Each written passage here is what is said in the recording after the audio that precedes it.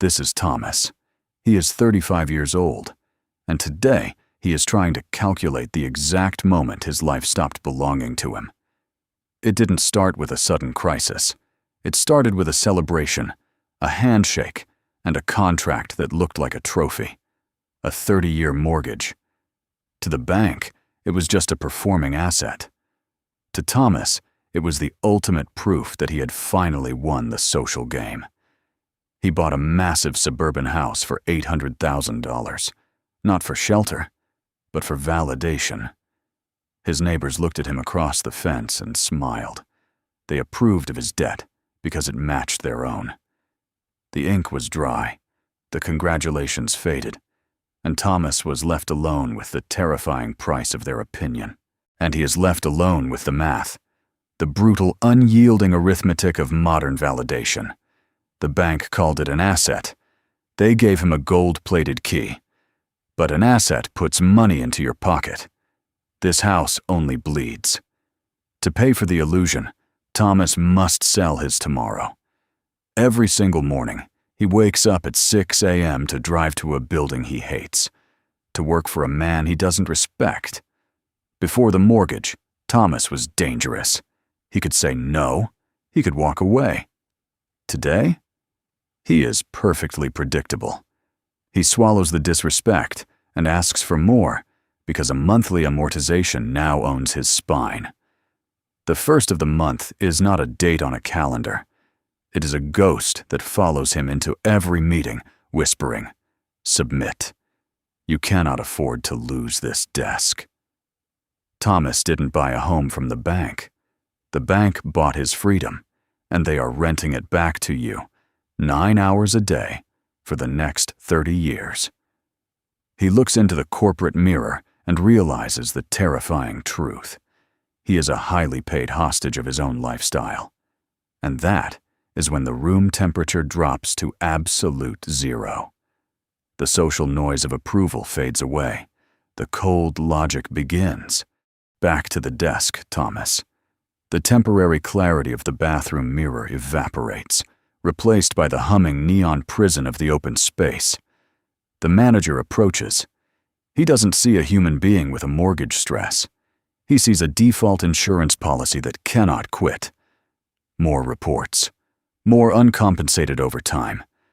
Every heavy folder is a brick added to the walls of your own financial cell. Around him, the other automated units punch their keyboards. They don't look up. In this room, looking up means acknowledging the trap. So Thomas types.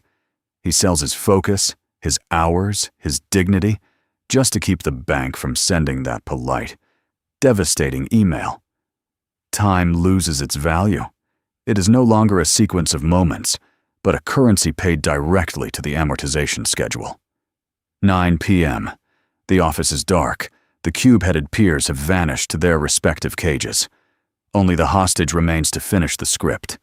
He stares at the screen. The numbers stop making sense. The corporate software begins to glitch, reflecting the fracture in his mind. And then, the digital noise stops. The system forces a hard reboot, not of the computer, but of Thomas's reality. And out of the fracture, the temperature drops to absolute zero.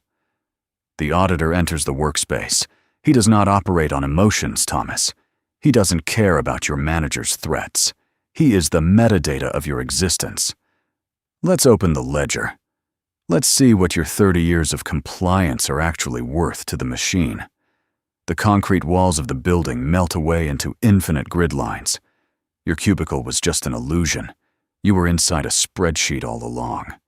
Net asset value, negative. Years of remaining youth, declining. The balance sheet is deeply unhedged. Look at the audit, Thomas.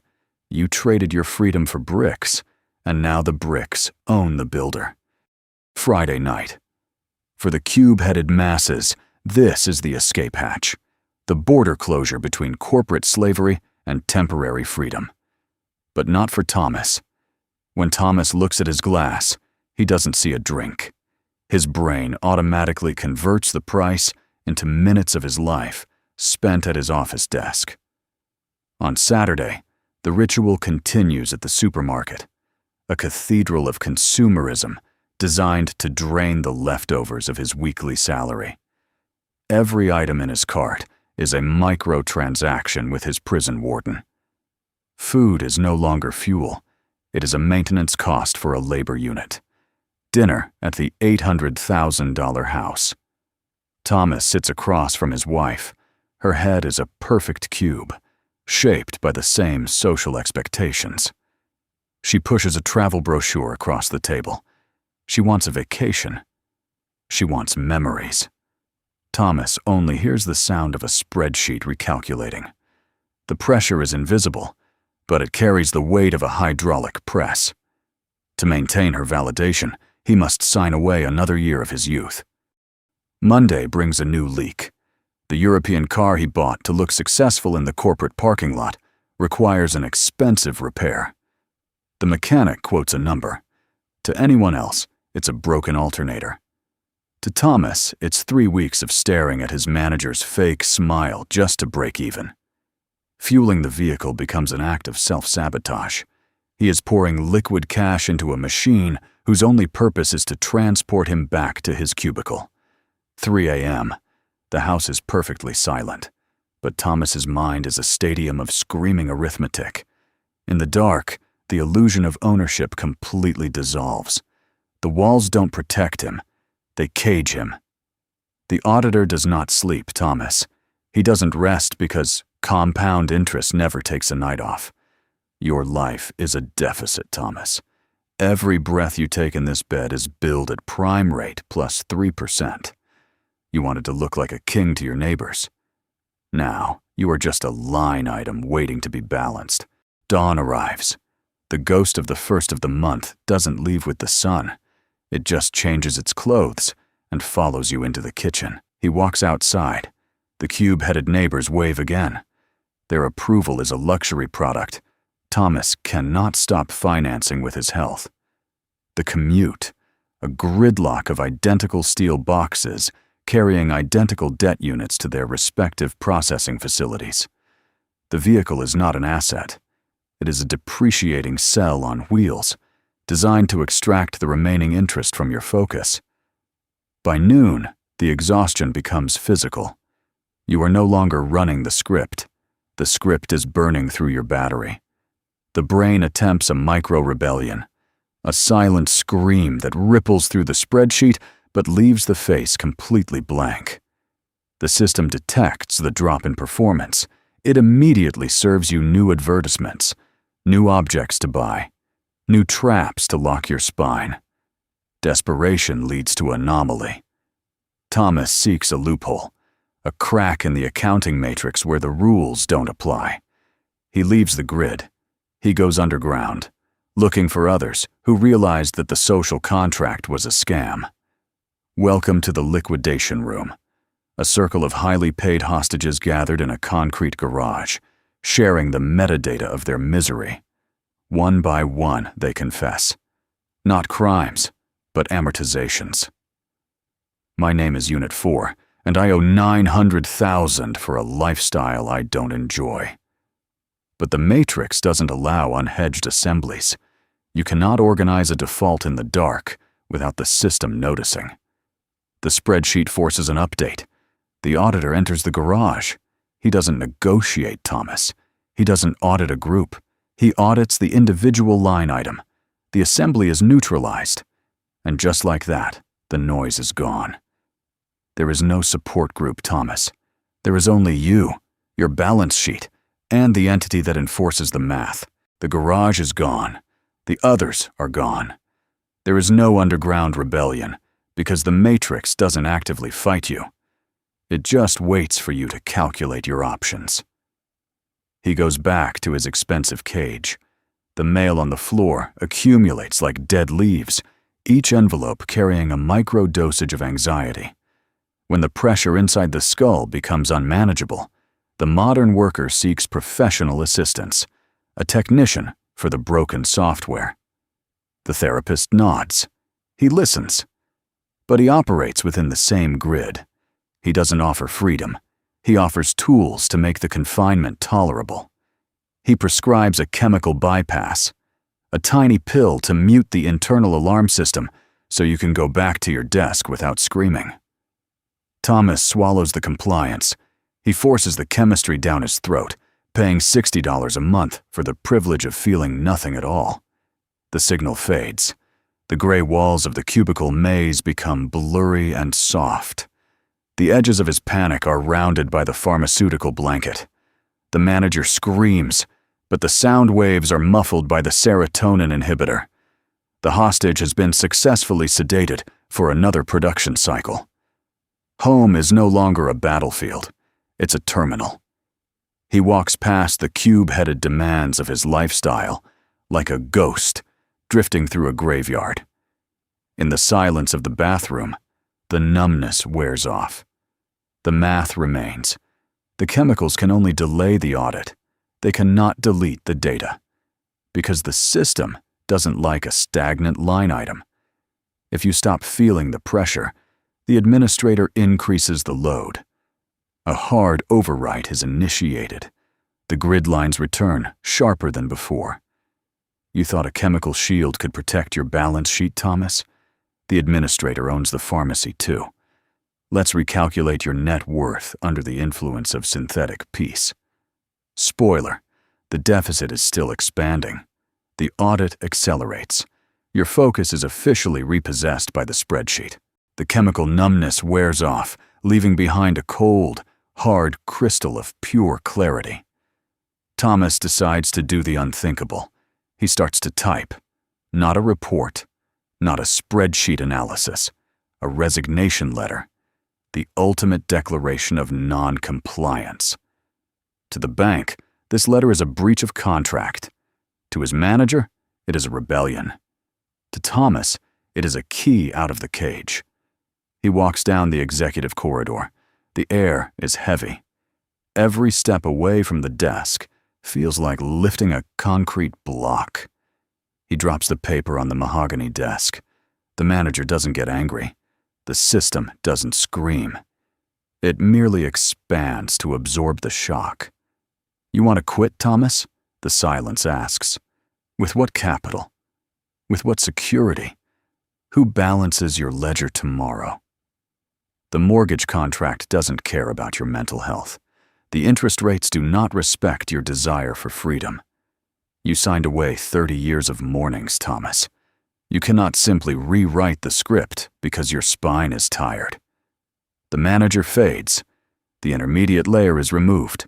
The principal auditor takes the meeting. Let's review the liquidation penalties, Thomas. Let's calculate the cost of your exit strategy. To walk away means default. Default means erasure. The neighbors will see the red sticker on the glass door. The house you bought for validation will be reclaimed by the math. The lifestyle loop will terminate. The illusion of choice disappears. You never had a choice, Thomas. You only had an amortization schedule with a human body attached to it. So you take the paper back. You swallow the dignity. You pick up the pen and re-sign the cell lease, back to cell block C. The rebellion lasted exactly 7 minutes of accounting time. Run the script, worker. The containment measures are no longer necessary.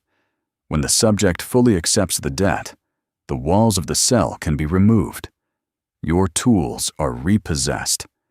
The desk, the monitor, the mechanical keyboard, they were never yours. They were leased equipment. The market context returns.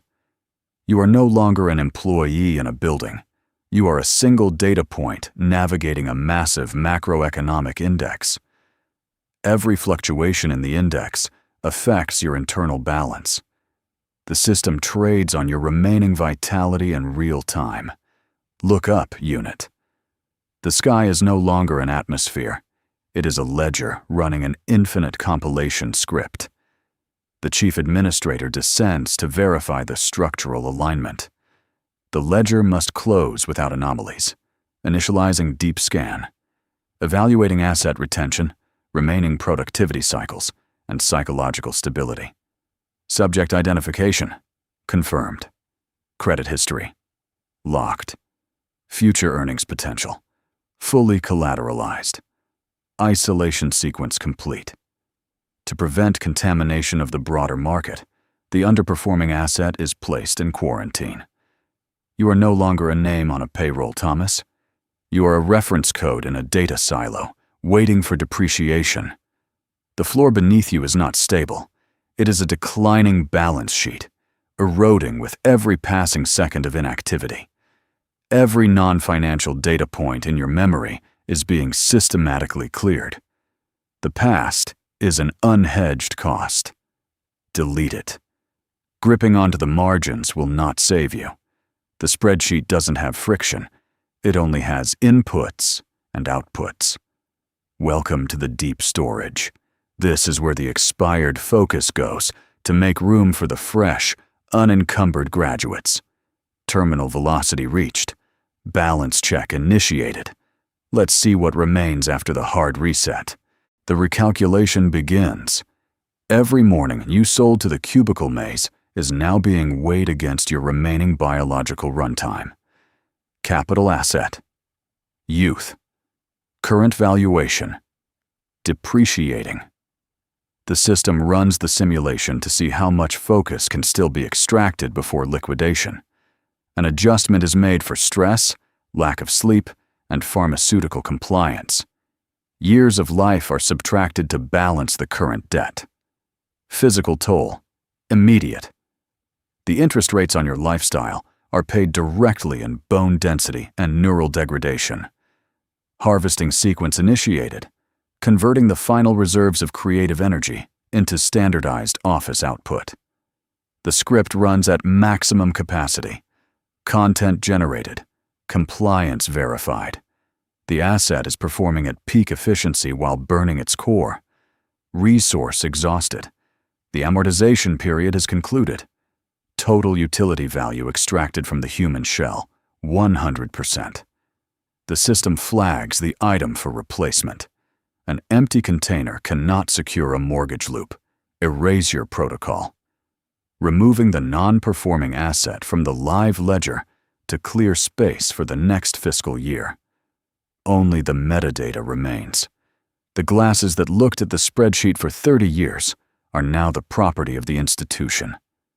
Asset salvaged. Item logged under office supplies. The ledger balances perfectly. The administrator turns his gaze back to the global market. There are millions of active line items currently attempting to quit. Reinitializing the environment. Constructing new cubicles. Setting the default parameters for the next generation. In cell A1, a new unit is compiled. Fresh skin texture. None. Debt capacity. Maximum. Welcome to day 1. The compilation is successful. The loop restarts. Balance sheet. Balanced.